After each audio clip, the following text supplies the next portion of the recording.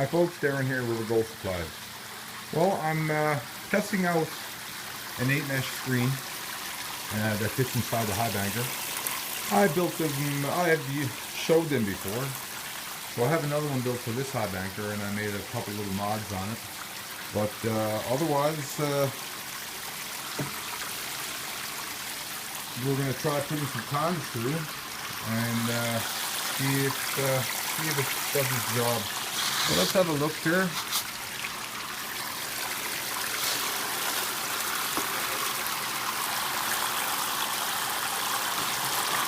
Oh, looks like it's classifying pretty good.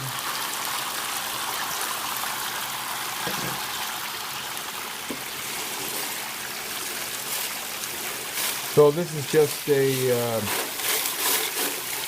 an accessory to the Highbanker. And I've taken the expanded metal out of the top and the bottom, and I just have whatever comes through the 8-mesh is going through the whole Highbanker.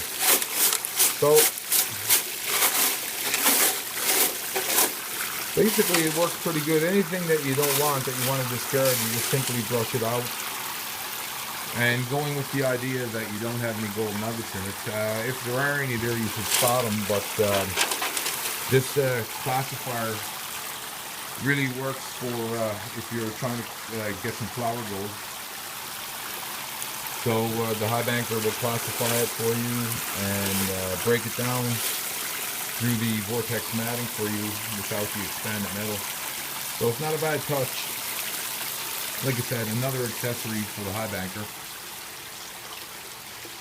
We've been testing. Now, with this gate here, I'm able to control the speed at which the water exits the sluice. Now I'm testing a little bit with this as well. And with this, I'm able to control the speed at which the water or the cons come out of the drop tray.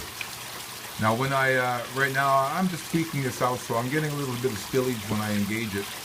But we're going to be doing some testing with that, and once we dial this in and get this to work, it'll give your cons a secondary wash.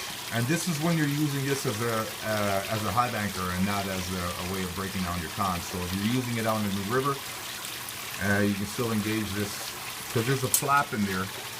You can see it. So the flap leans up and slows down the water. Right now, I can't show it being engaged, but because I have the tray in there. But this is some of the testing that we're going to be doing over the winter. It's going to take a lot of testing. I got to use it for a while before I decide on whether these items or how practical these items are. So far, it's working out really well. When you carry a screen like this with you out on the North Saskatchewan River, you don't have to carry your 5-gallon pails and classifiers. So another thing we're testing here, guys, is a 4-foot Miller table. Okay, I did a Miller table there a short while ago. It was 3 feet wide, 3 feet long, and what I decided was that it's just too wide. It needs 2 people to run it, but it does work. But when you, for the most part, this is the type of thing where one person will be standing at the table. So this way, with the 1 foot wide, 4 feet long, you're able to reach both sides. And this seems to be working so far, but again, I'm going to have to use it. I got it working, but I'm going to have to use it a lot more and decide if it's practical for dealing with a large amount of cons. But anyway, we're testing these items here at the store. Anyone's welcome to stop by and have a look. Okay, now this drop tray. This is something that we're going to be doing more of. These little drop trays, or these little sluice trays, they have a lot of different applications, and you can use V-group matting, or you can use the vortex matting like what I have in this one. But otherwise, they're not bad to put at the end of your, either at the bottom of a blue bowl, or maybe perhaps at the end of your Miller table.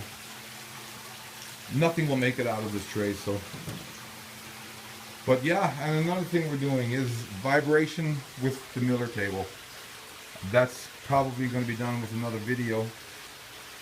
We're going to have to do a bunch of more testing, but we do have a vibration device that we're going to be hooking up to this. We actually have it already. We've already tried it, but we have to mount it so it stays.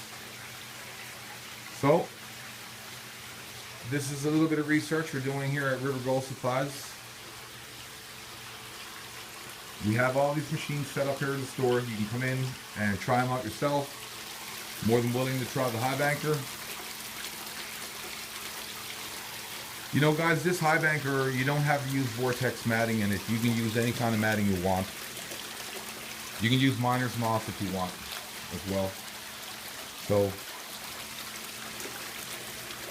whatever your preference is, everybody likes something a little bit different. Another thing we're going to be testing are these. This is a riffle. This is a Hungarian riffle. I've had a couple of people bring it to my attention that I should stick one or two in there. Again, I'm not really big on the riffles in this area. I would be meaning a riffle tray, but to try one riffle at the end might not be a bad idea. And because of the design of the rails, I can get this riffle which is to snap in or snap out. So you can put them wherever you want with the expanded metal in, and again, they just sit there like that. So there you have it. Riffles. You can take them in and out. Use them with expanded metal if you want. There you have it. So the screen, again, is something that I'm going to be using a lot of, because I do like the fact that you can break down your ponds out on the river, declassifying. You can attach them to this in the Highbanker. I do like that idea. The whole idea is pretty good. So basically what we're going to be doing with this screen, we're going to be using it a lot over the winter. So we'll perfect it. And once we make a decision about whether or not we're going to sell them, it'll be a little while down the road.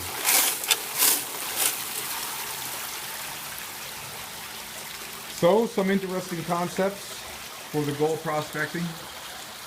Some additions to the existing Highbankers. Things that we're going to be testing out a lot over this winter. So you'll see lots of videos. We'll keep everybody updated. And again, the 4-foot miller table.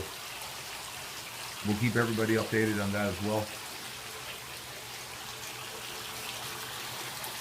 Well, guys, thanks for tuning in. We're going to keep the research going, but like I said, everybody's welcome to come in, have a look, see what we're doing. Darren here, River Gold Supplies. Thanks for tuning in. So long for now.